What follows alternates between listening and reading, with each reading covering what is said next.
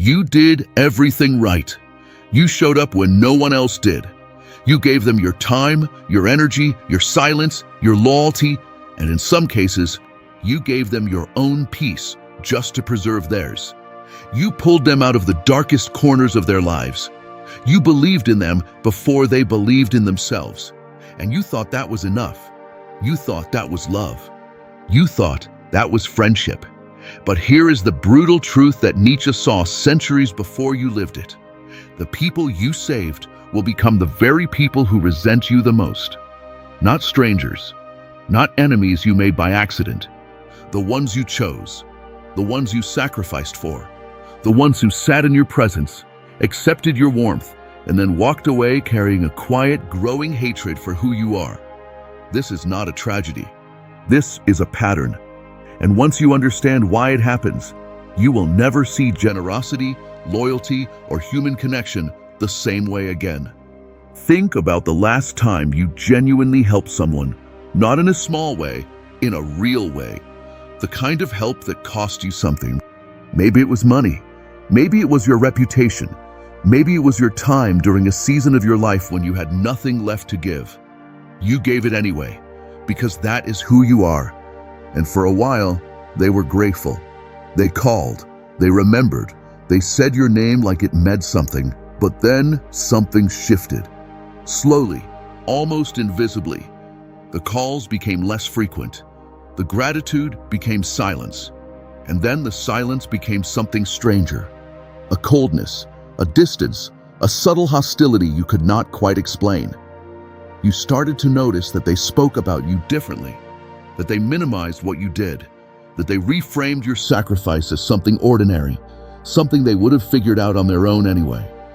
And if you pushed back, if you reminded them of what you gave, suddenly you were the villain. Suddenly, you were the one who did something wrong. You did not imagine this. It is real. And Nietzsche understood it with terrifying clarity. When you save someone, you do not just change their circumstances, you change their self-image. And that is where the danger lives. Because before you arrived, they had a story about themselves. Maybe it was a story of struggle, but it was theirs. It was the only thing that belonged to them completely. And then you came along and rewrote it. You made them the one who needed saving. You made yourself the one who was capable. And no matter how gentle you were, no matter how quietly you helped, that difference in power, that contrast between your strength and their weakness in that moment, lodged itself inside them like a splinter. People can forgive many things, but they struggle enormously to forgive the people who witness their helplessness. There is a deep and ancient shame in meeting someone, and the longer they sit with that shame, the more it transforms. It does not turn into gratitude, it turns into resentment. And resentment left alone eventually turns into something that looks very much like hatred. This is not weakness in them specifically. This is the nature of human pride. Nietzsche called it something far more honest: the will to power, the fundamental drive in every human being to be the author of their own story. When you save them, even with love, you temporarily took that authorship away. And the human ego does not forget. It does not forgive. It finds a way to restore its own dignity, and sometimes the only way it knows how to do that is to tear down the person who saw it at its lowest. Here is the layer most people never reach. You are not hated despite your goodness. You are hated because of it. Your strength is the mirror they cannot stop looking into. Every time they see you thriving, every time you exhibit the very qualities that allowed you to help them in the first place, your discipline, your resilience, your clarity, it reminds them of the distance between who they are and who they wish they were. You become the proof of their own unlived potential, and that is an unbearable thing to be near.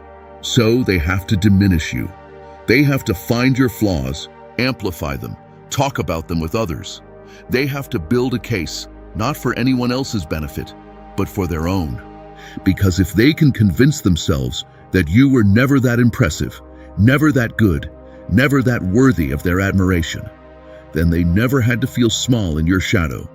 The rescue becomes luck. Your character becomes arrogance. Your sacrifice becomes control. And suddenly, the story is rewritten. And in this new version, you are never the hero. You were the problem. Nietzsche warned about the rescuer archetype, the person who makes a habit of saving others. He did not celebrate it. He dissected it. Because behind many acts of saving, there is something the rescuer has not examined. A need to be needed. A hunger for meaning that gets fed by someone else's helplessness. Not always, not in every case, but enough that you have to ask yourself an honest question. When you help someone, are you doing it because it genuinely serves them? Or are you doing it because it makes you feel powerful, important, essential? Because if even a fraction of your giving is about filling something empty inside you, then you have entered into an unconscious transaction. And transactions, when they go unacknowledged, always end in resentment. And here is where it gets darker. The more you save, the more invisible you become to yourself. You start to define your worth entirely through what you do for others.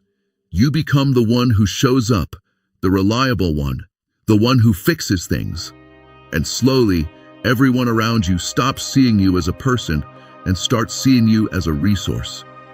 And when resources run dry, when you finally say no, when you finally draw a line, they do not see a human being protecting themselves. They see a betrayal. Because you trained them to expect your sacrifice. You made your own destruction look like love. This is Nietzsche's bitter truth laid bare. You cannot build genuine respect by being someone's salvation. You can only build it by being so wholly, powerfully yourself that others are inspired to save themselves. The man who carries others across the river will always be seen as a bridge, useful, walked over, and never truly appreciated. But the man who shows others how to swim will be remembered differently. Not as someone who is needed, as someone who is admired. Stop giving what has not been asked for. Stop interpreting someone's pain as your responsibility. Not because the world does not need compassion, it does, but because indiscriminate saving is not compassion. It is ego wearing the costume of virtue. Real strength does not chase the broken.